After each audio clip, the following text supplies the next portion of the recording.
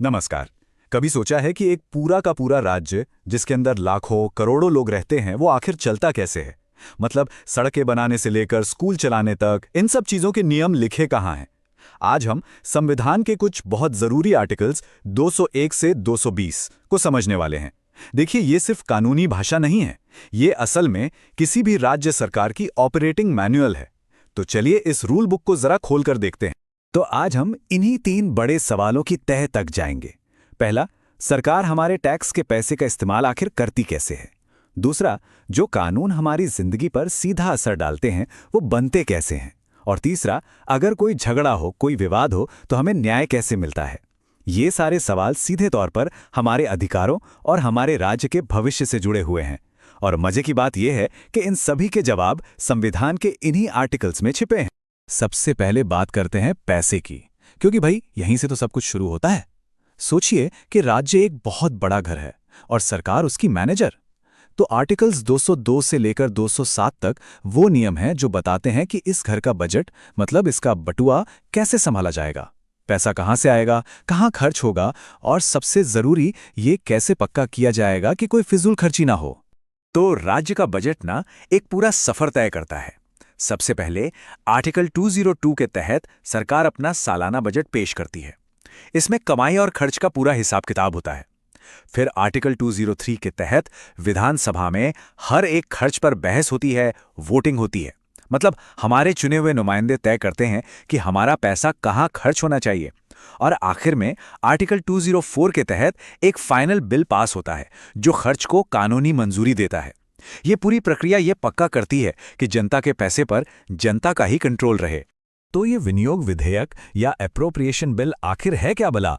इसको ऐसे समझिए कि ये राज्य के खजाने की आखिरी और सबसे जरूरी चाबी है। विधानसभा में बजट पर चाहे कितनी भी बहस हो जाए, लेकिन जब तक ये चाबी नहीं लगती, सरकार एक रुपया भी खर्च नहीं कर सकती। अगर ये पास ना हो तो सरकार का सारा कामकाज ठप पड़ सकता है। यही चाबी हर खर्च को कानून के दायरे में लाती है।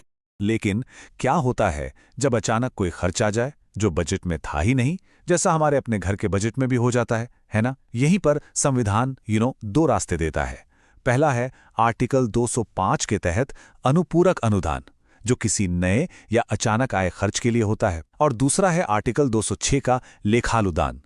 ये सरकार को तब तक जरूरी खर्च करने की इजाजत देता है जब तक मुख्य बजट पर बहस चल रही हो। इसे आप सरकार की एक तरह की एडवांस सैलरी भी समझ सकते हैं। और हाँ, एक और बहुत जरूरी नियम, आर्टिकल 207 कहता है कि पैसे से जुड़ा कोई भी बिल विधानसभा में रखने से पहले राज्यपाल की सहमति जरूरी है। ये एक चेक एंड बैलेंस सिस्टम का हिस्सा है। मतलब किसी एक व्यक्ति या समूह के पास बहुत ज्यादा ताकत नहीं होती और पैसों के मामले पर डबल चेकिंग होती है। चलिए अब पैसे की बात से आगे बढ़कर विधानमंडल के नियमों पर आते हैं।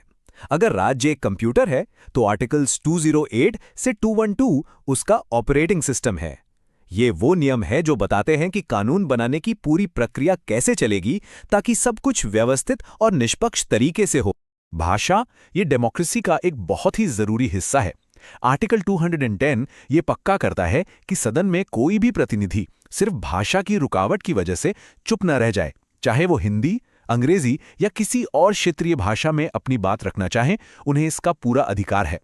यही चीज तो लोकतंत्र को असल में सबका बनाती है। अब एक ऐसे नियम की बात करते हैं जो हमारे लोकतंत्र की नींव को बचाता है। आर्टिकल 211 साफ कहता है कि विधायक किसी जज के काम पर सदन में बहस नहीं कर सकते। जरा सोचिए, अगर नेता जजों की खुलेआम आलोचना करने लगें तो क्या कोई जज बिना डरे निष्पक्ष फैसला दे पाएगा? ये नियम न्यायपालिका को राजनीतिक दबाव से पूरी तरह आजाद रखता है। और ये नियम दो तरफा है। जिस तरह विधायक न्यायपालिका पर टिप्पणी नहीं कर सकते, ठीक उसी तरह आर्टिकल 212 के मुताबिक अदालतें भी विधानमंडल की कार्रवाई में दखल नहीं दे सकती। मतलब किसी कानून पर बहस के दौरान सदन में क्या कहा गया, इस पर कोर्ट सवाल नहीं कर सकता। लेकिन हाँ, एक बार जब वो कानून बन जाता है तो कोर्ट ये जरूर देख सकता है कि वो कानून संविधान के हिसाब से सही है या नहीं। अब एक सिचुएशन इमेजिन कीजिए, विधानसभा का सेशन खत्म हो चुका है और अचानक राज्य में कोई प्राकृतिक आपदा आ जाती है जिसके लिए फौरन एक नए कानून की जरूरत है। तो क्या सरकार अगले सेशन तक इंतजार करेगी?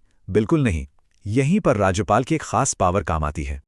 आर्टिकल 213 राज्यपाल को अध्यादेश या ऑर्डिनेंस जारी करने की शक्ति देता है। इसे एक फास्ट ट्रैक कानून समझिए। ये टेम्पररी होता है, लेकिन इसकी ताकत एक सामान्य कानून के बराबर ही होती है। इसका इस्तेमाल सिर्फ और सिर्फ तभी किया जा सकता है जब विधानसभा का सेशन ना चल रहा हो और तुरंत एक्शन लेने की जरूरत हो। चलिए अब शासन के तीसरे और बेहद अहम पिलर यानी न्यायपालिका की ओर बढ़ते हैं। हर राज्य में कानून का सबसे बड़ा रक्षक होता है उच्च न्यायालय, मतलब हाई कोर्ट। आर्टिकल्स 214 से 220 तक इसी की बनावट और शक्तियों के बारे में बताते हैं। आर्टिकल 2114 कहता है कि हर राज्य के लिए एक हाई कोर्ट होगा, और आर्टिकल 215 उसे एक बहुत खास दर्जा देता है, अभिलेख न्यायालय का। इसका मतलब यह है कि उसके फैसले एक कानूनी इतिहास की किताब की तरह होते हैं, जिन्हें आने वाले केसेस में मिसाल के तौर पर इस्तेमाल किया जाता है। साथ ही ये उसे अपनी अवमानना यानी कंटेम्प्ट ऑफ कोर्ट के लिए सजा देने की ताकत भी देता है। तो क्या किसी हाई कोर्ट में जजों की संख्या फिक्स होती है? इसका जवाब है नहीं। आपको शायद ये जानकर हैरानी हो कि आर्टिकल 216 के अनुसार ये संख्या भारत के राष्ट्रपति तय करते हैं। ये सिस्टम फ्लेक्सिबिलिटी देता है ताकि राज्य की बढ़ती ज़रूरतों के हिसाब से जजों की संख्या को एडजस्ट किया जा सके। ये टेबल एक हाई कोर्ट जज की पूरी जर्नी को दिखाती है, और हर नियम के पीछे एक बड़ा मकसद छिपा है। देखिए, आर्टिकल 217 के तहत उनकी नियुक्ति राष्ट्रपति करते हैं, जो उनकी काबिलियत पक्की करती है। आर्टिकल 218 के अनुसार उन्हें हटाना लगभग नामुमकिन है, जो उन्हें निडर होकर फैसले लेने की आज़ादी देता है। आर्टिकल 219 में वो राज्यपाल के सामने शपथ लेते हैं, और आर्टिकल 220 ये पक्का करता है कि रिटायरमेंट के बाद वो अपने पद का गलत इस्तेमाल ना करें। ये पूरी प्रक्रिया न्यायपालिका की स्वतंत्रता को बनाए रखने के लिए ही डिज़ाइन की गई है। तो हमने राज्य सरकार के 3 अलग-अलग हिस्सों को देखा: फाइनेंस, लेजिस्लेचर और जुडिशरी। ये एक तिपाई की तरह है, अगर एक भी पैर कमजोर हो तो पूरा ढांचा गिर जाएगा। अब देखते हैं कि ये तीनों मिलकर एक मजबूत और बैलेंस सिस्टम कैसे बनाते हैं। तो यहां समझने वाली बात यह है कि ये आर्टिकल सिर्फ नियम नहीं है, बल्कि एक जीता जागता सिस्टम है। वित्तीय प्रक्रिया ये पक्का करती है कि पैसा जिम्मेदारी से खर्च हो, विधायी प्रक्रिया निष्पक्ष कानून बनाने का रास्ता बनाती है, और न्यायपालिका इन सब पर एक पहरेदार की तरह काम करती है। ये तीनों स्तंभ एक दूसरे पर कंट्रोल रखते हैं ताकि राज्य का शासन सही और न्यायपूर्ण तरीके से चल सके। और आखिर में एक सवाल जो हमें सोचना चाहिए।